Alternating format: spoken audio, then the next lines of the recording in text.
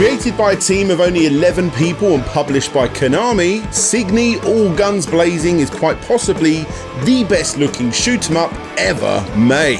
Of course, your mileage may vary on that, and again, of course, I don't want to take anything away from the exceptional pixel art style of old, but yeah, obviously for a game that's going for a graphical style like this, it's hard to deny its beauty.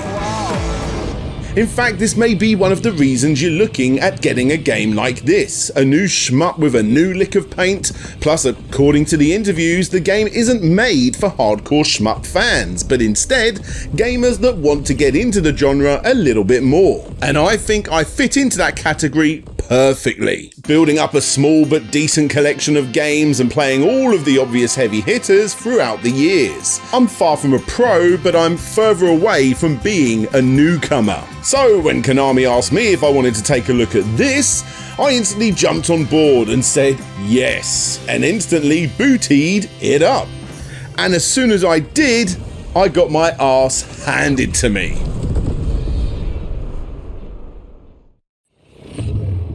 After dying constantly, I decided to quit the game and trial the tutorial. Which I gotta be honest, I didn't even notice was there at first, and when I did, it showed me that this was far from the easy to learn shmup that I was expecting. You got air units and ground units that you'll need to switch your weaponry between using the two back buttons. You control the movement of your ship with the left analog, and you slightly angle the direction of your shot with the right analog. On top of this, you also have missiles toggling homing shots on and off. You can change the width of your shot, and most importantly, you need to be able to quickly move your resources between shield or firepower, all whilst controlling the most batshit super fast ship, or orca as the game puts it, that I have ever played in a shmup. All whilst you're in a world where explosions and camera shakes are going off every 2 milliseconds, making it incredibly hard to see what the hell you gotta be doing. Straight off the bat, for me, this was the hardest shmup that I have ever played. And it's definitely not for newcomers. That is unless you seriously put the effort in. After slowing down the speed of my orca, playing through the tutorial a couple of times just to get my head around the button combination and putting the game on easy, I started to understand what was going on here, and yes, before long, I became addicted. So the first step of Cygni is to obviously shoot everything that moves, but again, you need to do this whilst flipping that shield and shooting mechanic. If you start to take too much damage and you notice that your ship is on its last legs, you need to quickly reduce the firepower of your weapon so that you can then regenerate your shield and continue on. Once you've done this, you take down some of the bad guys and hopefully scramble together enough of these triangle-shaped shield power-ups, the only power-ups in the game, and then when you feel safe enough, you can start to boost up the power of your weapons once again whilst reducing your shield. And before long, you'll be good enough to have both your shield and your firepower at full power, resulting in every unfortunate hit against your orca quickly getting replenished when you pick up one of those shield triangles. However, even after working all of this out, it's still unlikely that you're going to be able to take down all of the bosses on your first playthrough. And this is because the game wants you to upgrade your weapons to do so, which is very bizarre because 1, the tutorial showed you how to use them before it even gave them to you, and 2, I don't think it does the best job of explaining that this is the path you need to take. From my recollection, the game just says go, without any real explanation of any of this, until you go searching for a solution. And when you do find that solution, it's teaching you how to do things that you haven't unlocked yet. It's all very bizarre for a game aimed at newcomers. Still, once you work all of that out, yes, the game becomes super addictive. You unlock the homing shots needed for when certain bosses, literally the very first boss in the game, forces you to go above them so that you can shoot behind you. Your weaponry gets better and you have the ability to spread out your shots too. It really is quite awesome to work out, and as stated, it becomes completely addictive.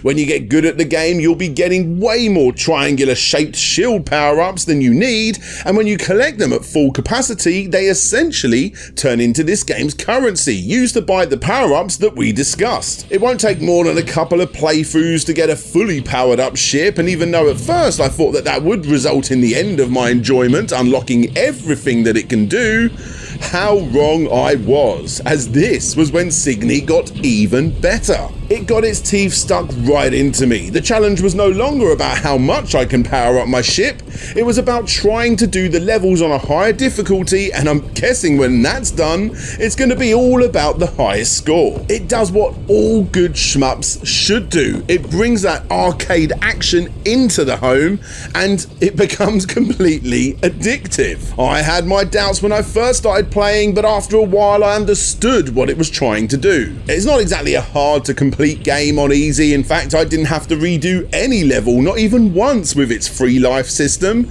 but it's a game that's hard to master.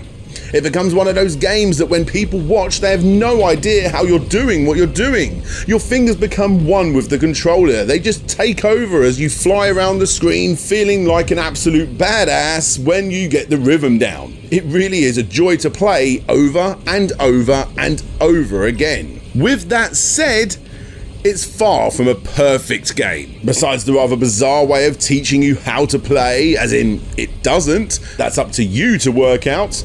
As beautiful as the game may be, I personally only think that the enemy designs work half of the time. The best of the best stand out as some of the best I've ever gone up against, giving off some major War of the Worlds vibes, whilst others are somewhat forgettable. In a world where aliens are all covered in mechanical tech parts with tentacles and long tripod legs and God knows whatever else, the possibilities are essentially endless.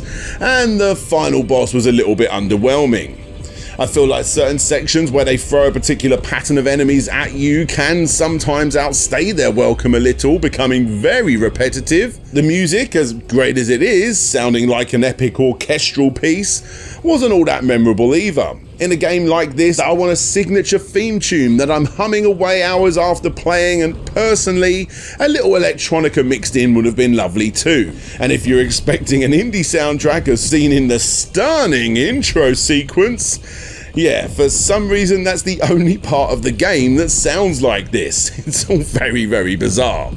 And finally, of course, with a game that looks super realistic, it can sometimes be a tad hard to differentiate if you should be shooting the sky or the ground. But then again, with a game that encourages multiple playthroughs, not only will this become second nature, but you'll also be discovering areas that you can take down in between waves of enemies on the ground in order to get those precious health/money pickups. At the end of the day, Cygni All Guns Blazing is a game that is supposed to bring the shmup genre into the next generation, and even though I have personally played better, I still think it achieves that goal wholeheartedly.